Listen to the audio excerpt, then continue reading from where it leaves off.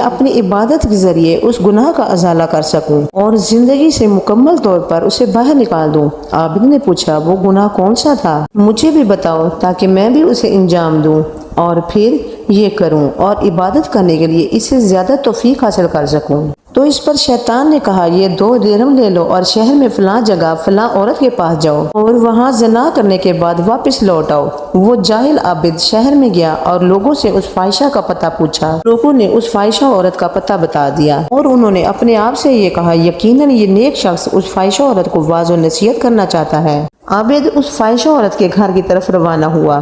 اجازت لینے کے بعد جب اس گھر میں داخل ہوا، اس عورت نے جب اس عابد کی وضاحت دیکھی تو اس نے کہا، اس مکان میں آنا تمہاری شایان شان کے مطابق نہیں، اور تم یہاں پر کس لیے آئے ہو؟ عابد نے شیطان کی داستان بیان کی اور اس عورت نے کہا، اے بندہ خدا، پہلی بات تو یہ ہے کہ توبہ کا بہترین